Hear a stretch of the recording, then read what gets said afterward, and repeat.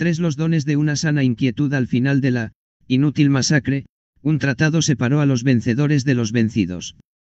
Sin embargo, entre los vencidos, el pueblo ya no pasaba hambre. Entre los vencedores, el pueblo ya no la pasaba tan bien, como escribió en un poema Bertolt Brecht.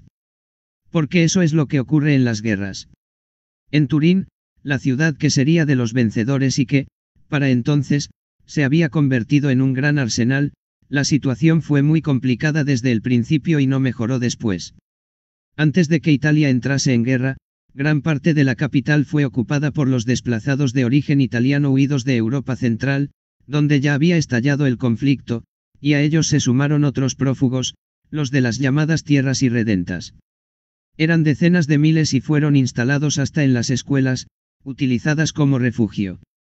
Mientras la ciudad se iba vaciando cada vez más de hombres jóvenes y fuertes, las obreras protestaban por los salarios de hambre y contra la guerra. El coste de la vida se había más que duplicado, los transportes públicos estaban paralizados, hasta el pan se había racionado. Estallaban tumultos y revueltas, que el ejército reprimía con sangre y con centenares de arrestos. Ahora las calles estaban llenas de mendigos, en los hospicios las colas por un plato de sopa eran interminables, muchos niños deambulaban abandonados a su suerte. Empleados, artesanos y pequeños comerciantes sufrían la crisis con dureza. El abuelo Giovanni era uno de ellos. En esa ciudad fue donde la abuela Rosa y su hijo esperaron, sin su marido ni su padre, a que la locura de la guerra parase. Era sin duda una mujer valiente, Rosa Basalou de Bergoglio. Una vez, durante la guerra, cuando llevaba sola la cafetería, a la hora en que se disponía a cerrar vio que un hombre entraba furtivamente en el almacén de la tienda. Sin embargo, no se le ocurrió huir. Nada de eso. Agarró una escoba, bajó las escaleras y, gritando y dando golpes de un lado a otro, consiguió que el ladrón se marchase corriendo. Ese día estaba embarazada. Cuando el abuelo tuvo que marcharse al frente, la abuela esperaba una niña, Bianca. Tuvo que hacer frente sola a los últimos días del embarazo, y el 1 de enero de 1917 dio a luz en casa con la ayuda de una comadrona, como entonces solían hacer todas las mujeres del pueblo. Pero el abuelo nunca llegaría a ver a su hija, pues al día siguiente la niña murió. Fue uno más de los muchos dolores que la abuela Rosa y su marido tuvieron que padecer. Tras el nacimiento de Mario, su primogénito, la abuela tuvo otros 6 embarazos y otros tantos partos, Giuseppina, María, Luigi, Alberto, Bianca, y otra vez Bianca. Ninguno de esos niños ni ninguna de esas niñas lograría sobrevivir unas horas después de nacer. Mi padre, Mario, terminó siendo su primer y único hijo. Fue 7mesino, y eso fue lo que lo salvó. La patología de la abuela, de la que entonces no se sabía nada, desarrollaba sus efectos nefastos solamente a partir del 8º mes de embarazo. Quise mucho a mi abuela Rosa, y ella me quiso mucho a mí. Representó para mí una demostración diaria de la santidad común, la santidad de la iglesia militante de la que habla San Ignacio. Una mujer que sufrió mucho, también psíquicamente, pero que siempre siguió adelante con valor, asumió los hechos y las circunstancias de la vida, también los más dolorosos, y supo seguir, con paciencia y tenacidad, su camino y el de su familia, día a día. De ella recibí el primer anuncio cristiano, y fue precioso. El abuelo Giovanni y la abuela Rosa, con mi padre de niño. Ella, que solo pudo acudir a la escuela primaria, fue para mí una gran maestra. Fue ella quien confirmó mi religiosidad. El abuelo Giovanni y la abuela Rosa tuvieron que dejar Turín. Era imposible regresar a Portacomaro, ser aparcero no garantizaba la supervivencia y, sobre todo, el pequeño Mario se vería obligado a interrumpir los estudios.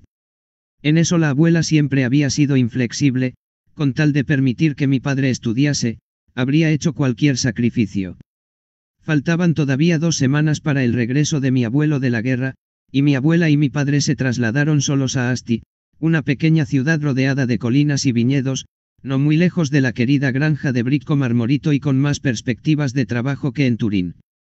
Ahí la crisis posbélica parecía menos feroz, es más, el sector vitícola pasaba por un buen momento. Cuando el abuelo Giovanni se les unió, primero trabajó de nuevo regentando una cafetería y luego también como vigilante en una clínica, mientras que la abuela seguía siendo costurera a domicilio. Hasta que, unos años después, los abuelos abrieron su tienda de comestibles. Ya en Turín, de joven, la abuela Rosa había tenido los primeros contactos no solo con las distintas actividades de la parroquia, sino también con las muchas obras sociales y de caridad que, bajo el impulso de la encíclica Rerum Novarum de León XIII, empezaban a desarrollarse en esa gran ciudad industrial para tratar de hacer frente a una situación que se había vuelto cada vez más apremiante y complicada.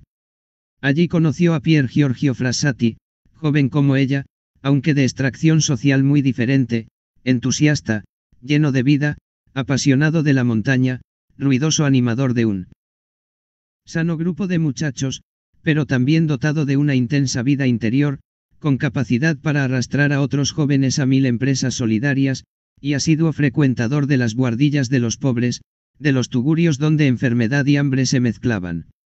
Un muchacho, a contracorriente, que llevó un poco de bendita tempestad a su mundo, y también a su familia, porque la santidad siempre es revolucionaria. Un joven, el beato Pier Giorgio, que cuando alguien, para humillarlo, le preguntaba, ¿eres un mojigato?, respondía sencillamente, no, sigo siendo cristiano. Un muchacho auténtico y alegre, fundador con sus amigos de un círculo de los tipos sospechosos, basado en la solidaridad y la oración, alguien que decía que, la tristeza tiene que ser desterrada de las almas de los católicos, que hay que vivir, no sobrevivir, y que todavía puede mostrar con su ejemplo a todos, sobre todo a los que son jóvenes como lo era él, que es el don de una sana inquietud, sin la cual la vida no es en absoluto docilidad, sino más bien cobardía, sin color ni auténtica belleza. Pero fue en la acción católica de Asti, con las cicatrices de sus propias heridas y en un país que trataba con dificultad de salir del abismo de la guerra y de los desastres sociales que había causado, donde la abuela pudo involucrarse como mujer, como ciudadana y como cristiana. Conoció a Prospera Gianasso, una mujer muy activa en el asociacionismo católico de la época, profesora de francés, que en sus momentos libres le enseñó ese idioma. Y compensó los escasos estudios de mi abuela con buenas y voraces lecturas, pasión social y religiosa, y un enorme afán de aprender y de hacer. La abuela Rosa pasó a dar conferencias y a mantener encuentros en toda la provincia, sobre todo con mujeres de todas las edades. Decía cosas que, al parecer, no gustaban nada al gobierno fascista que acababa de instalarse en el poder. Eran los años de la marcha sobre Roma, y los camisas negras actuaban por todas partes. Una vez le cerraron el salón donde tenía que hablar, y entonces ella sacó una mesa al centro de la calle, enfrente de la parroquia de San Secondo, se subió a la mesa y dio un mitin ahí mismo. En más de una ocasión amenazaron con hacerla tragar aceite de ricino. Por lo demás, sus principios y su fe no podían permitirle mirar al régimen sino con recelo y aversión, el autoritarismo, los métodos brutales de las brigadas fascistas, el totalitarismo, el culto a la violencia y a la guerra, y además las persecuciones y las deportaciones, solo podían parecerle negaciones del espíritu del Evangelio y de la hermandad. Los Basalou nunca sintieron simpatía por el régimen. Nada de Benito, parece que su hermano Nando les decía a sus amigos. A ese deberían haberlo llamado malito. Solo hace el mal. Mi padre Mario, entretanto, mostraba una buena disposición para el estudio. Las buenas notas le permitían conseguir la exención del servicio militar y la reducción de las tasas a las que tenían derecho, por mérito, los que pertenecían a familias necesitadas.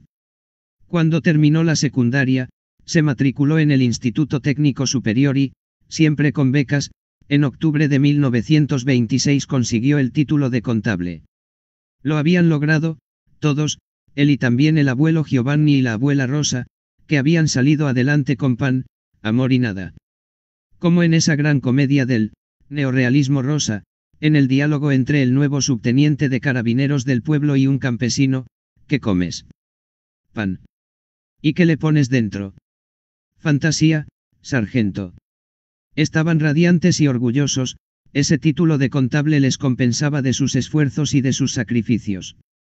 Solo unos días después, el régimen fascista ponía en marcha con todo rigor su opresión sobre la sociedad italiana, decretó el exilio para los opositores y los objetores de conciencia, cerró muchos periódicos, arrasó o incendió edificios y sedes de organizaciones, introdujo la pena de muerte para una larga serie de delitos, disolvió todos los partidos de la oposición y muchas asociaciones.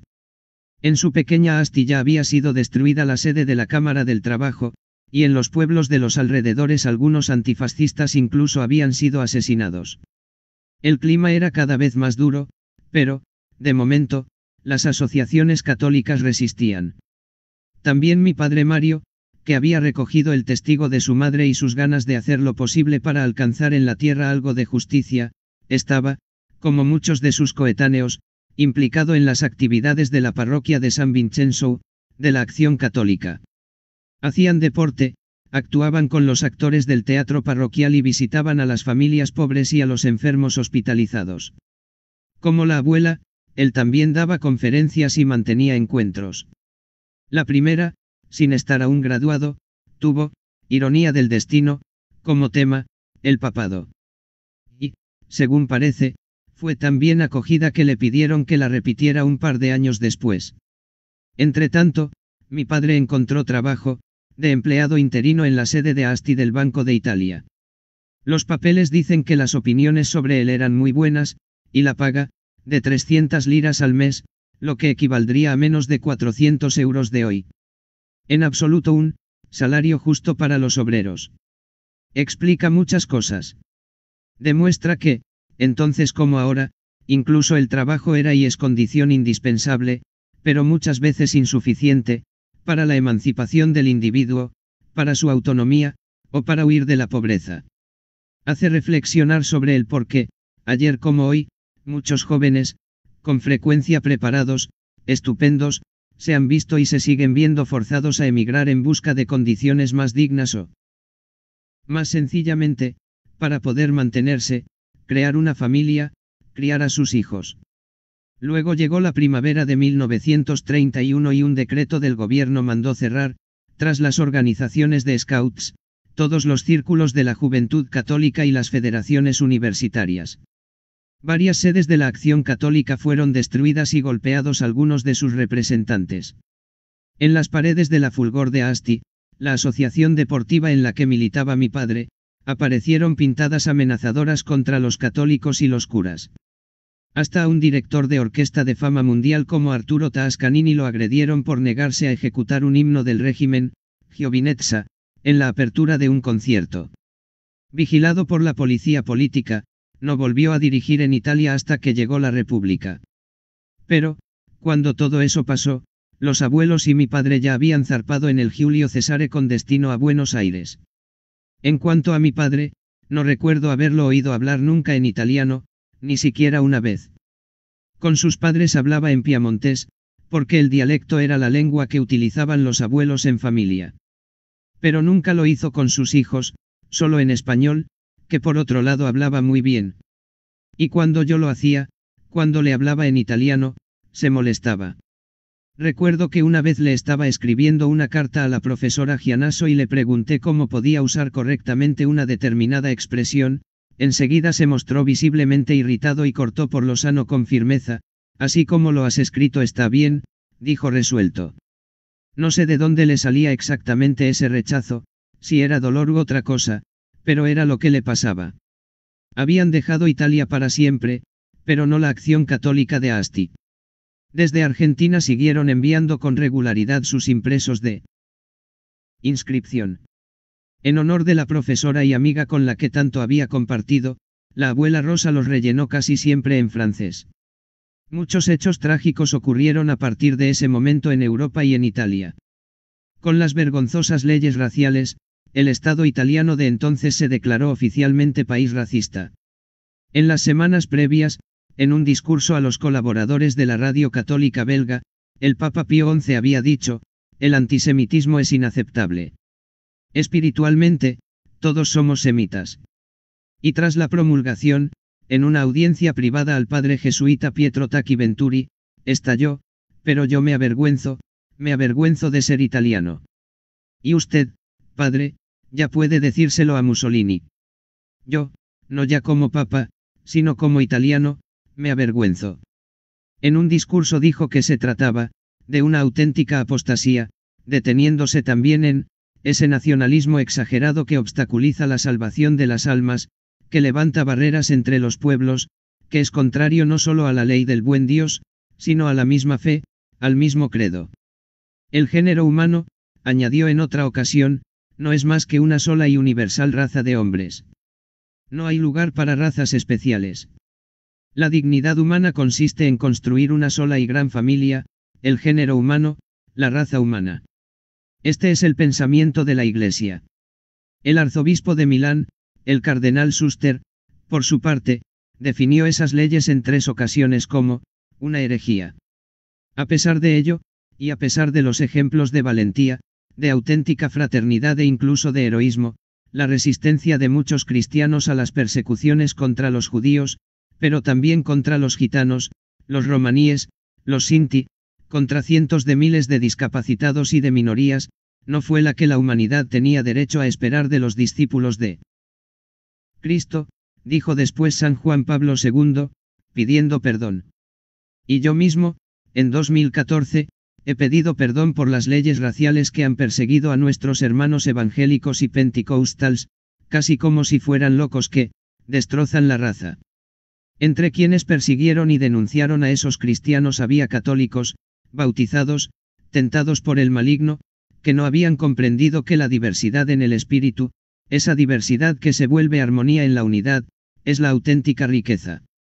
Y todavía en 2019, cuando me reuní en Blag con la población romaní, sentí en el corazón el peso de las discriminaciones, de las segregaciones y de los maltratos sufridos también por esas comunidades. La historia nos cuenta que tampoco los cristianos, tampoco los católicos son ajenos a tanto mal.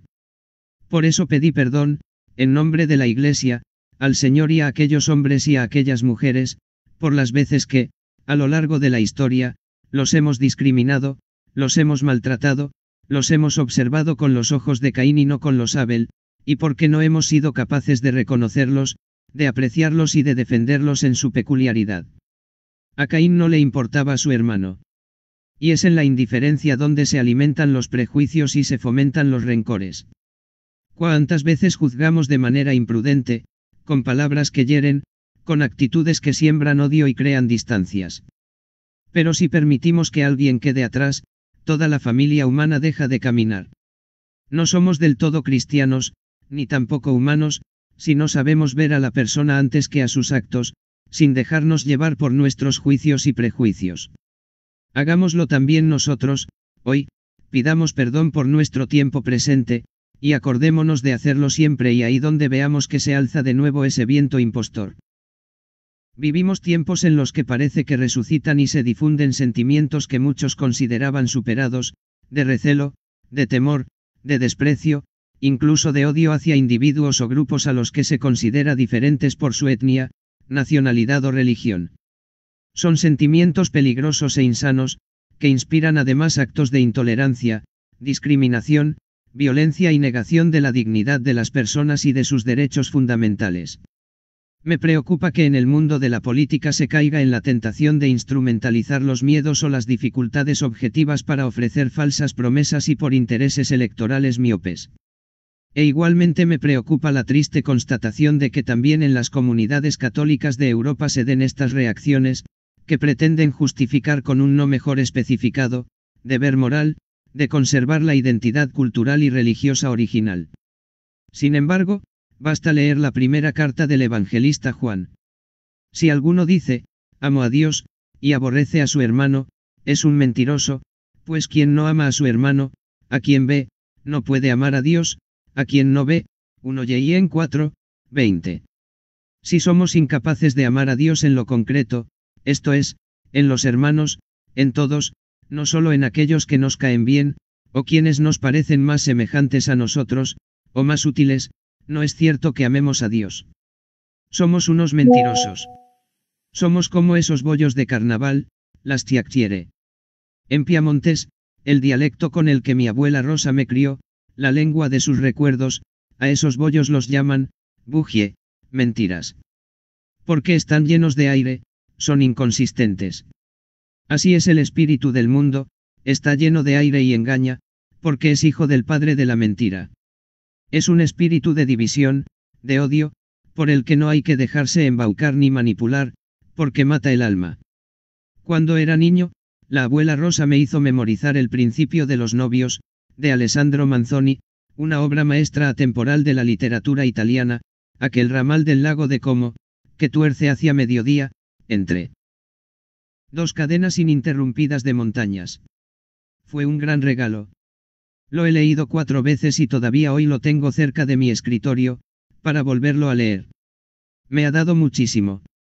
En un momento dado de la novela, un fraile capuchino, el padre Cristoforo, un hombre que ha vivido, que ha cometido un gravísimo error, que ha sufrido y se ha convertido, que como franciscano ha aprendido la ciencia de la concreción, que es auténtica sabiduría y proximidad al pueblo, le dice al joven protagonista: puedes odiar, y perderte, puedes, siendo consciente de ello, alejar de ti toda bendición. Pues, de cualquier manera que te vayan las cosas, cualquiera que sea tu destino, ten la seguridad de que todo será castigo. Cuán cierto es. El odio mata el alma. Por ello hay que reaccionar con decisión contra toda mentalidad de cerrazón, de xenofobia, de repliegue sobre uno mismo y, peor aún, de odio. Se lo escribí a los jóvenes del mundo, en la exhortación que presenté en el sínodo dedicado a ellos.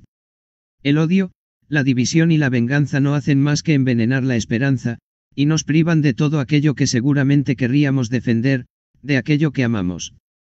Y a quien, como yo, ya ha dejado atrás la juventud, y ha podido leer muchas páginas del libro de la historia y de la vida, le escribo ahora: ¿todo esto no te recuerda algo? Algo que nos hace estar en guardia, para que lo peor no se cumpla. Algo de lo que, antes o después, todos tenemos que huir.